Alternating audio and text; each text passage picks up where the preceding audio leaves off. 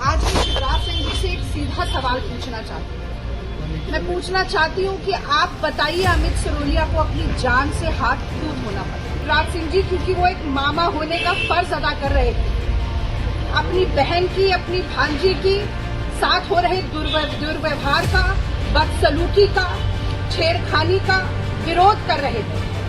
और अगर यही काम आपने किया होता शिवराज सिंह जी, तो आज इस नौजवान की जान न जाती। और ये अकेला भाई नहीं है जिसकी बहन के साथ, जिसकी मां के साथ या जिसकी बेटी के साथ दुर्व्यवहार आपके प्रदेश में हो रहा है।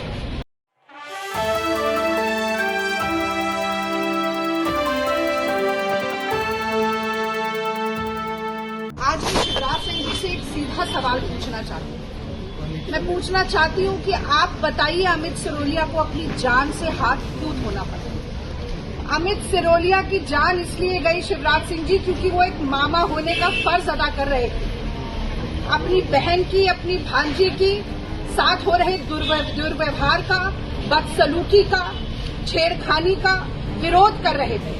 और अगर यही काम आपने किया होता शिवराज सिंह जी, तो आज इस नौजवान की जान न जाती। और ये अकेला भाई नहीं है जिसकी बहन के साथ, जिसकी मां के साथ या जिसकी बेटी के साथ दुर्व्यवहार आपके प्रदेश में हो रहा है। मुझे 4 दिन हुए हैं भोपाल आए हुए, और एक दिन ऐसा नहीं जाता जब कोई एक दिल दहला देने वाली वारदात दिखाई न देती हो। आज मेरा मन बहुत व्यथित है।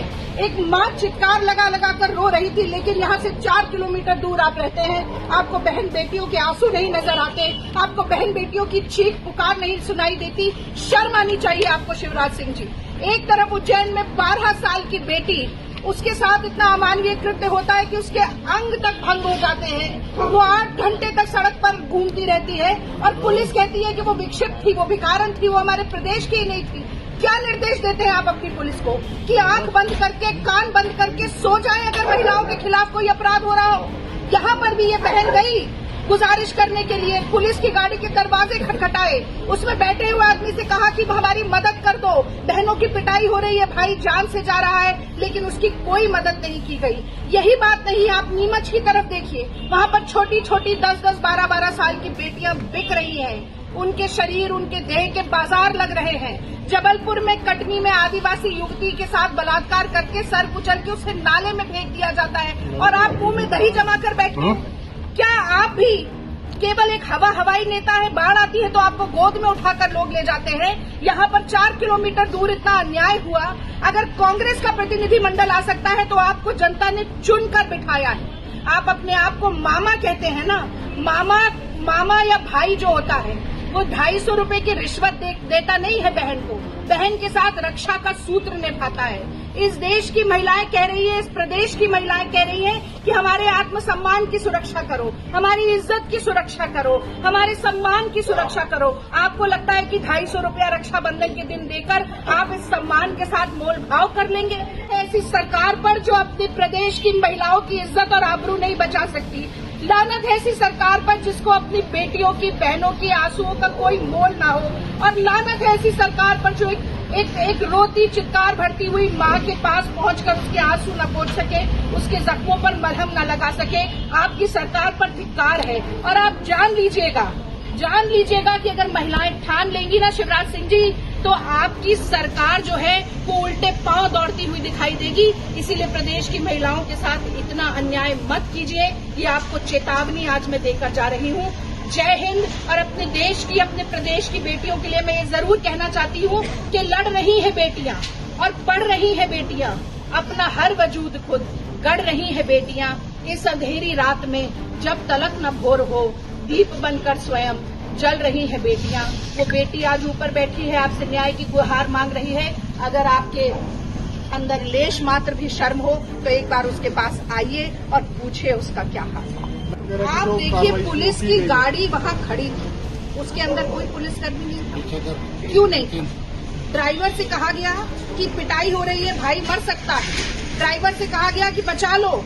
उस ड्राइवर को क्या निर्देश दिए गए? क्या कहते हैं शिवराज सिंह जी अपनी पुलिस को कि कहीं अपराध हो रहा हो तो मुस्तैदी से काम करो या मुंह मोड़ लो? आज ये सवाल है। इतनी बार बोलने के बाद वहां पर पुलिस नहीं आई। और आप अगर उज्जैन वाली घटना देखें तो पुलिस ने क्या कार्रवाई की? लगातार ये कहते रहे कि ये बच्ची तो भिखारन है, ये मानसिक रोगी है, ये सतना की नहीं है, ये यूपी की है, ये बिहार की है। बजाय इसके कि कार्रवाई की जाए, तफ्तीश की जाए, जल्द से जल्द न्याय दिया जाए। मैं आज पूछना चाहती हूँ कि फांसी की सजा का प्रदेश में होने से क्या फायदा है कि यहाँ पर इतने जघन्य अपराध होते हैं, नृशंस बलात्कार और हत्याएं होती हैं और एक भी दोषी कोई फांसी के तख्ते पर नहीं चढ़ता है। ये हाथी के दांत जो खाने और दिखाने की ओर है, इनको बंद कीजिए आप। न्याय की गुहार लगाती हुई बेटियों की आवाज आप सुन नहीं पाए। आज हर रोज 18 महिलाओं का बलात्कार मध्य प्रदेश में हो रहा है। 4 नाबालिग बच्चियों का बलात्कार रोज मध्य प्रदेश में हो रहा है। 58,000 से ज्यादा बलात्कार हो चुके हैं पिछले 18 सालों में और करीब 68-67 हजार महिलाएं गायब हो चुकी हैं। 38,000 बच्चियां गायब हो चुकी हैं। ये कैसा जंगल राज है? महिलाएं जाएं तो कहां जाएं, किससे कहें, क्या करें? मुझे तो आश्चर्य होता है कि इतने साल भी शिवराज सिंह के ऊपर विश्वास कैसे किया इस प्रदेश की महिलाओं ने। माँ से बात की, परिवार से बात की, क्या मांग कर रहे हैं वो और आप क्या मांग करते हैं?